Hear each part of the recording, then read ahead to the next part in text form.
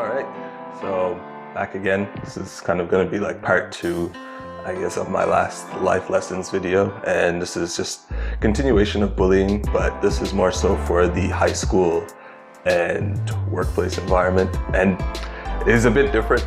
So the things that I mentioned in my last one and the things I'm going to mention in this one are probably going to contradict or be kind of opposite of the advice I gave in the last video, because when you're dealing with older kids, particularly adolescents, as well as with, full-grown adults, it's a major difference. You got a lot of different factors. You got like hormones involved. You got just a different mindset.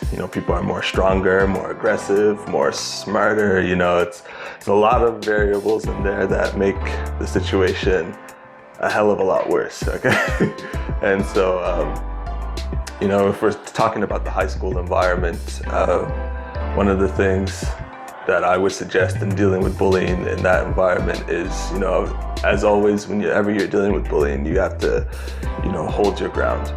You always have to be able to stand up for yourself, whether that's getting into a confrontation verbally or physically. You always need to be able to, stand up for yourself and to maintain your self-esteem throughout that bullying experience, which is always easier said than done. I get it, but that's one of the key things there, always having that resistance. And so going back to my first video where I said that, if you know how to defend yourself physically, then it makes it easier. So that's the same thing that applies here. Being able to physically defend yourself is going to come in key to standing up for yourself against bullies. Whether, it may not, in this case, not necessarily have to be physical. You could just be verbal as well.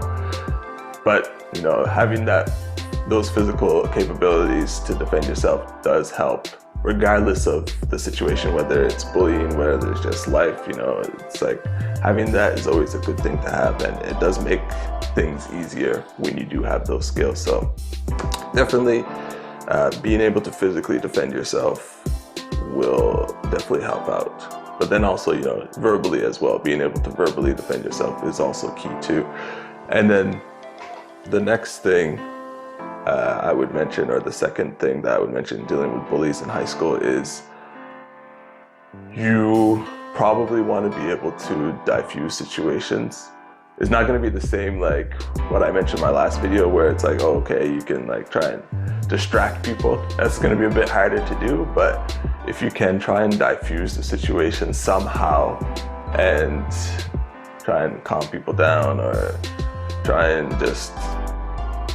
and speak rationally to these people, it's always a good thing. If that can work, then that's always an option. But then the third thing I would mention is that, because you are dealing with kind of a different beast of bullying here, when you're dealing with adolescents and adults, there's always a chance that things can get to the point where it's life-threatening. So, running away, and not just from that situation at the time, but from that whole environment in general, may be something that needs to be done, because your life is at risk. So I know in the last video I said that you shouldn't be running away and things like that, but like I said, when it comes to adult bullying and adolescent bullying, it's a different animal. So you gotta know when to call it, because your life could be at jeopardy here. And now this kind of translates over into workplace bullying as well, or harassment. And that's the thing. It's funny that when it's in the school environment, it's just bullying, but when it gets into workplace, it's now harassment. It was harassment before, regardless. But there's always that mentality that people have of, oh no, it's just kids being kids, and I think that's the problem, right? And you don't catch things and stop things early. What translates, what starts in high school, in elementary school, ends up translating into high school, which ends up going into the workplace, and people just perfect their craft until it becomes a bigger problem, So people need to stop saying, oh, it's just kids being kids. It's like, no, it may be in the realm of kids being kids, like, oh, kids may be teasing each other, and that's like, okay, that's a typical kid thing to do, sure.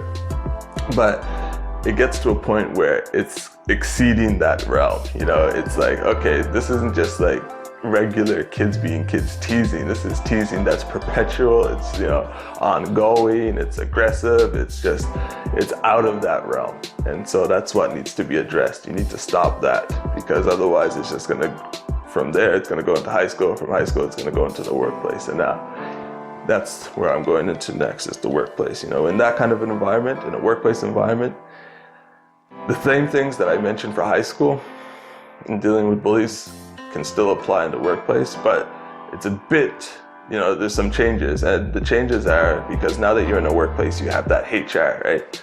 And the one thing that I've learned from listening to others and just, you know, seeing things for myself is that, and this was a good piece of advice I was told, and also seen from other people mention as well, is that you never want to go to HR, because HR is never there for you. Rarely are they ever there for you. You know, they're there to protect the company, the organization. So, you know, if you do go to HR, you want to make sure that you're going with evidence of what you're going to be alleging. And I would even say that if you do that, make sure that whatever evidence you have, you copy it. And you make a few copies too, right? And if they ask you if you have copies, you say no, because otherwise they'll probably ask you to give those copies too or whatever. But you say no and just see how they, you know, treat the evidence that you've given them. You know, they'll probably say, oh yeah, you know, your case, yeah, we lost the evidence and things like that. Well, then you'd be like, oh yeah, that's okay, here, I have some copies. And then you watch how their face changes after you told them you didn't have any. Now you produce that copy. And then if they ask you, is there any more copies of this, you still say no. Like, never let them know that you have copies of the copies or whatever, you know. Don't expose your full hand to HR, because at the end of the day, they're there to really protect the company. So they may do everything they can to not address your issue.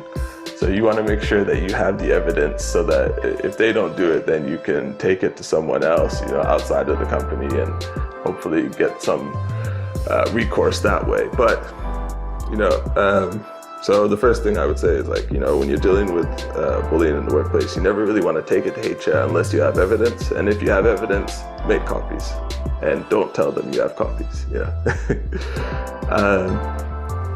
And then the second thing I would say is that, you know, whenever you're dealing with bullying or harassment at the workplace, you need to make a scene out of it then and there, right? So for instance, say you have, say, a man and a woman, and say the woman is leaning over a cubicle and talking to one of her colleagues, and then the man is walking by, and then, you know, he takes a slap at her butt, right? The thing that I would suggest people do at that time, or if it's some harassment like that, or even any harassment, is you let people know around you kind of what has happened. So like, the thing I would say is, don't just turn around and say, don't ever do that, right? No, you want to turn around and say, don't you ever fucking touch my ass again. You know, make it strong, make it bold, make it clear. That way anyone who may have seen something but wasn't sure what they seen, you know, would know that, okay, then you've confirmed what they thought they saw. So you get kind of witnesses to the scene, as well as just, you know, witnesses to something happened that day, or, you know, at that time when this person walked by this person or something. You know, there was some exchange that happened. So you get witnesses there. And then the other thing too is, like, when you call someone out like that, you know, you really surprise them. And so you catch them off guard to the point where, okay, they may not have been expecting that, so that when you do start accusing them, they don't defend themselves. And so what else that does is, it lets people around them kind of formulate an opinion that, okay, maybe this person did do it, you know, because they didn't defend themselves when you started accusing them of doing it, right, at the time. And so it would be a different story if you then went to HR after the fact and then told them that they did this. They would have time to process what they're gonna say and how they're gonna act, and they'll just lie and be like, oh no, that never happened, I never did that. But when you catch someone off at the time who is guilty, they rarely ever defend themselves because they're surprised and they know that they did it. But if it was an honest mistake, or if the person never did anything, the person would be like, whoa, what are you talking about? Calm down. Why are you saying this? I didn't do anything. They would be more likely to defend themselves when they're guilty, when they're innocent, sorry. But when they're guilty, unless they're expecting that reaction from you, then they would be caught off guard so much that they wouldn't defend themselves. So it helps your case to make a scene out of it then and there, and have witnesses to that, and kind of confirm that something occurred, and then trust me, you'll probably get called into HR after the fact after that, and so when that does happen, at least now, well, one, they reached out to you, and then two, hopefully you would have your colleagues there to back you up that something did happen between you and that other person. So, always making a scene out of things loud enough so that other people can hear is always something that I would say people should do. Make a point out of it then and there, not later. Don't hide it or cover it up, because then someone who may have seen something happen and has seen you kind of hide it or cover it up would probably think, oh, it's just probably a game they're playing between the two. No, but no, you show your displeasure about it then and there.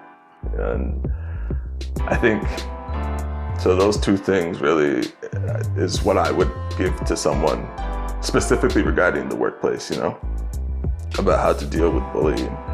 And, as always, because you are dealing with adults here, that other option that I mentioned about, you may have to pull yourself out of the environment is still very much true, because things can get so dangerous to the point where you can't play around anymore. Like your life, or not play around, but you can't be messing around with this, because your life could be at risk here. So,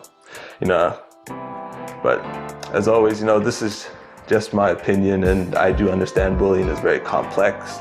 It's very difficult, it's very dynamic, and so what works for one person may not work for another. What works in one situation may not be useful in another situation. But this is just things that I've seen, that I've learned, and that I think may be useful for people who have probably tried conventional ways and haven't seen success or whatever. So that's just it, that's just my opinion, my take, and as always, that's the thing.